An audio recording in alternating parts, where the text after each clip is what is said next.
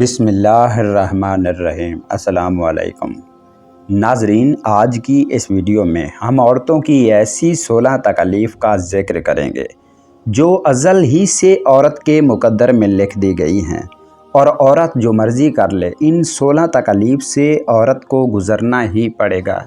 ان 16 تکالیف کو ذکر کرنے سے پہلے میں مناسب سمجھتا ہوں کہ عورت کے متعلق کچھ فضائل اور نبی کریم صلی اللہ علیہ وآلہ وسلم کا عورتوں کے متعلق رویہ کیسا تھا بیان کر دو، تاکہ عورتیں اپنے آپ کو کم تر نہ سمجھیں۔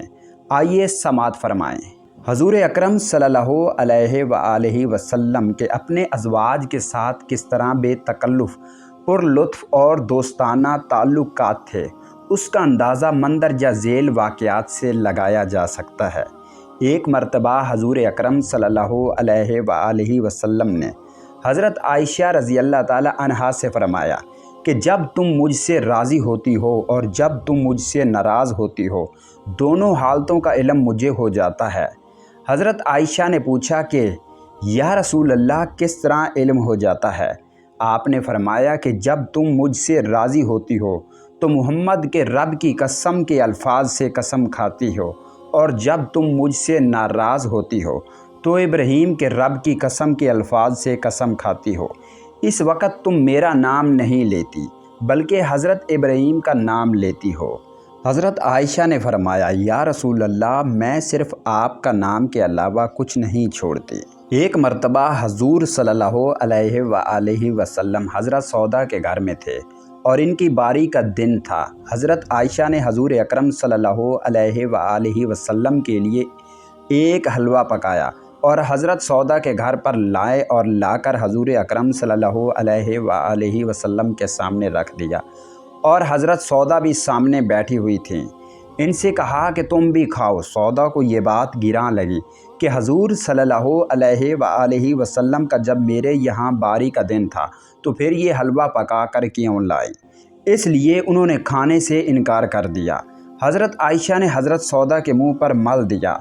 حضرت سودا نے حضور صلی اللہ علیہ وآلہ وسلم سے شکایت کی تو آپ صلی اللہ علیہ وآلہ وسلم نے فرمایا کہ قرآن میں آیا ہے کہ اگر تمہارے ساتھ کوئی برائی کرو تو تم بھی بدلے میں اس کی بے قدر برائی کرو، لہٰذا بدلے میں تم بھی ان کے منہ پر حلوہ مال دو۔ چنانچہ حضرت سودا نے بھی تھوڑا سا حلوہ اٹھا کر حضرت عائشہ کے چہرے پر مل دیا۔ اب دونوں کے چہرے پر حلوہ ملا ہوا ہے۔ یہ سب حضور صلی اللہ علیہ وآلہ وسلم کے سامنے ہو رہا ہے۔ اس دوران حضرت عمر کی آمد ہوئی تو حضور اکرم صلی اللہ علیہ وآلہ وسلم نے ان دونوں کو منہ دھونے کو کہا۔ حضرت عائشہ سے مروی ہے کہ میں ایک سفر میں حضور صلی اللہ علیہ وآلہ وسلم کے ساتھ تھی تو پیدل دوڑ میں حضور صلی اللہ علیہ وآلہ وسلم کے ساتھ ہمارا مقابلہ ہوا تو میں جیت گئی اور آگے نکل گئی۔ اس کے بعد جب سے میرا جسم بھاری ہو گیا تو ہمارا دوڑ میں مقابلہ ہوا تو آپ جیت گئے۔ اس وقت آپ نے فرمایا، یہ تمہاری اس جیت کا جواب ہو گیا۔ حضرت عائشہ صدیقہ سے روایت ہے، بیان کرتی ہیں کہ خدا کی قسم میں نے یہ منظر دیکھا ہے کہ حبشی نابالغ لڑکے مسجد میں نیزہ بازی کر رہے تھے۔ رسول اللہ صلی اللہ علیہ وآلہ وسلم ان کا کھیل دکھانے کے لیے میرے لیے اپنی چادر کا پردہ کر کے میرے حجرے کے دروازے پر کھڑے ہو گئے۔ میں آپ صلی اللہ علیہ وآلہ وسلم کے کاندھے کے درمیان سے ان کا کھیل دیکھتی رہی۔ آپ صلی اللہ علیہ وآلہ وسلم میری وجہ سے مسلسل کھڑے رہے، یہاں تک کہ میرا جی بھر گیا اور میں خود ہی لوٹ آئی۔ حضرت عائشہ سے روایت ہے کہ رسول اکرم صلی اللہ علیہ وآلہ وسلم کے پاس نکاح و رخصتی کے بعد آپ کے پاس آ جانے کے بعد گڑیوں سے کھیلا کرتی تھی، اور میرے ساتھ کھیلنے والی میری سہیلیاں تھیں۔ جب حضور صلی اللہ علیہ وآلہ وسلم گھر تشریف لاتے تو وہ آپ کے احترام میں کھیل چھوڑ کر گھر کے اندر چھپیں تو آپ ان کو میرے پاس بھجوا دیتے اور میرے ساتھ کھیلنے لگتے۔ حضرت انبیاء اہل خانہ کی ضروریات کا خیال کرتے تھے، چنانچہ حضرت موسیٰ اللہ کے پیغمبر ہیں، ان کی بیویاں بیمار حالت میں ہیں، انہیں سردی لگی اور وقت کے پیغمبر آگ ڈھونڈنے کے لیے چل پڑے۔ پروردگار کو پسند آیا اور نبوت سے سرفراز فرمایا۔ نبی کریم صلی اللہ علیہ وآلہ وسلم کی سنت مبارکہ تھی۔ کبھی گھر میں آٹا گوندھ دیتے، گھر کی دیگر ضروریات پوری کرتے۔ حضرت عائشہ سے حضور صلی اللہ علیہ وآلہ وسلم کے گھر میں معمولات کے بارے میں پوچھا تو انہوں نے بتایا کہ اپنی بکری کا دودھ دوتے، اپنے کپڑے سی لیتے، اپنی خدمت خود کر لیتے، اپنے جوتے سی لیتے اور وہ تمام کام کرتے جو مرد اپنے گھر میں کرتے ہیں۔ وہ اپنے گھر والوں کی خدمت میں لگے ہوتے کہ جب نماز کا وقت ہوتا تھا وہ چھوڑ کر چلے جاتے۔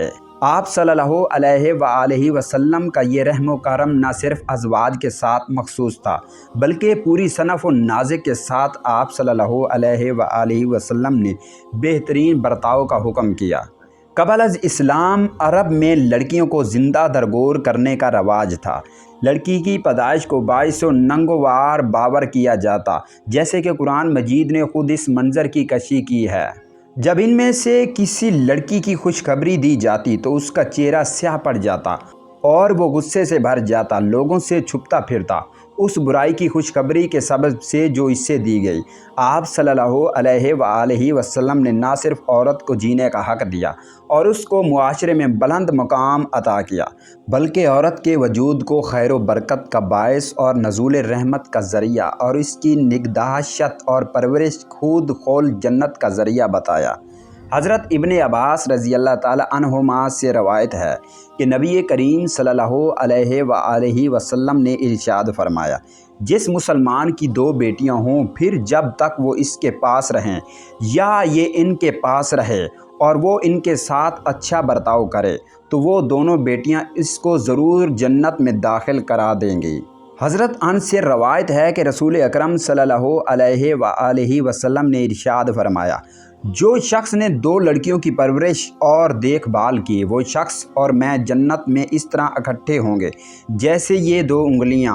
یہ ارشاد فرما کر آپ صلی اللہ علیہ وآلہ وسلم نے اپنی دونوں انگلیوں سے اشارہ فرمایا۔ حضرت عائشہ روایت کرتی ہیں کہ رسول اکرم صلی اللہ علیہ وآلہ وسلم نے ارشاد فرمایا، جس شخص نے ان بیٹیوں کے کسی معاملے کی ذمہ داری لے لی اور ان کے ساتھ اچھا سلوک کیا تو یہ بیٹیاں اس کے لیے دوزخ کی آگ سے بچاؤ کا سامان بن جائیں گی۔ عورتوں کی کوتاہیوں سے درگزر کا حکم دیا گیا۔ نہ صرف یہ کہ نبی کریم صلی اللہ علیہ وآلہ وسلم نے عورت کے ساتھ بہترین سلوک اور برتاؤ کا حکم دیا بلکہ اس کی کمی کمزوری اور خاص مزاجی کیفیت کی وجہ سے پیدا ہونے والی تکالیف کو انگیز کرنے کی بھی تاکید فرمائی۔ اسی کو اللہ عز و جل نے یوں فرمایا، اور ان عورتوں کے ساتھ حسن و خوبی سے گزر و بسر، اور اگر تم کو وہ ناپسند ہوں تو ممکن ہے کہ تم ایک چیز ناپسند کرو اور اللہ تعالیٰ اس کے اندر بڑی منفعت رکھ دے۔ اس کو ایک روایت میں نبی کریم صلی اللہ علیہ وآلہ وسلم نے فرمایا، کوئی مسلمان مرد کسی مسلمان عورت کو اس کے لیے مبغوض نہ کر رکھے کہ اس کی کوئی عادت ناگوار خاطر ہے، اس کے لیے کہ اگر ایک عادت ناپسند ہے تو ممکن ہے کوئی دوسری عادت پسند آ جائے۔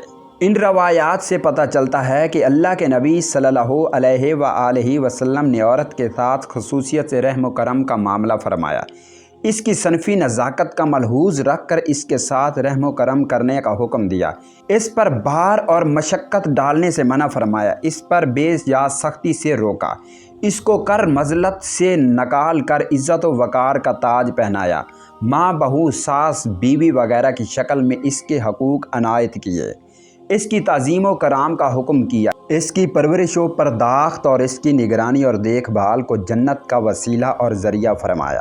یہ صنف و نازک کے ساتھ نبی کریم صلی اللہ علیہ وآلہ وسلم طرز و عمل تھا۔ آخر میں 16 تکالیف جو عورت کے مقدر میں ازل سے ہی لکھ دی گئی ہیں، سماعت فرمائیں۔ روایت ہے کہ حضرت حوا علیہ السلام نے جنت میں جب منع کیے ہوئے پھل کو کھا لیا تو اللہ تعالیٰ نے ان کی نسل سے عورتوں پر 16 تکالیف مسلط فرمائیں۔ پہلی تکالیف ماہواری حیض، دوسری پیدائش کے وقت درد زا، تیسری اپنے ماں باپ سے جدا ہونا اور ایک اجنبی مرد کے ساتھ زوجیت کا تعلق رکھ کر زندگی بسر کرنا، چوتھی نفاس، وہ خون جو بچہ جننے کے بعد جاری ہوتا ہے، پانچویں طلاق کا اختیار ہر وقت مرد کو ہے، چھٹی میراث میں عورت کا حصہ مرد سے کم ہے، ساتویں जुम्मा, ईदैन और जनाजे की नमाज मर्दों पर फ़र्ज़ है। 8वीं, मर्द के लिए जायज़ है कि एक साथ 4 औरतें अपने निकाह में रखे और औरत सिर्फ़ एक ही मर्द के निकाह में रह सकती है। 9वीं, एतकाफ़ का सिर्फ़ अपने घर में हो सकता है, मस्जिद में नहीं। 10वीं, 2 औरतों की गवाही एक मर्द के बराबर है। 11वीं, औरत के लिए जायज़ नहीं कि बग़ैर किसी रिश्तेदार महरम के साथ सफ़र करे। 12वीं, औरत को अपनी ज़ात का कोई अख्तियार नहीं, बल्कि वो मर्द के कब्ज़े में है और वो कफ़ार से जहाद करते हैं, जबकि औरतों के लिए इनमें से कोई बात ज़रूरी नहीं। 13वीं, औरतों में अमीर, हाकिम और काजी बनने की सलाहियत नहीं है। 14वीं, अजर व सवाब के 1000 हिस्से हैं, जिनमें औरत के लिए सिर्फ़ एक और बाकी मर्दों के लिए। 15वीं, बदकार औरतों में से हर एक को क़यामत के दिन आधी उम्मत के बराबर अज़ाब होगा। 16वीं, शोहर के मरने और तलाक पाने के बाद इद्दत पूरी किए बगैर औरत निकाह नहीं कर सकती। नाज़रीन, उम्मीद करते हैं कि आज की हमारी ये वीडियो आपको ज़रूर अच्छी लगी होगी। मज़ीद इस तरह की वीडियोज़ देखने के लिए हमारे चैनल को अभी सब्सक्राइब कर लें।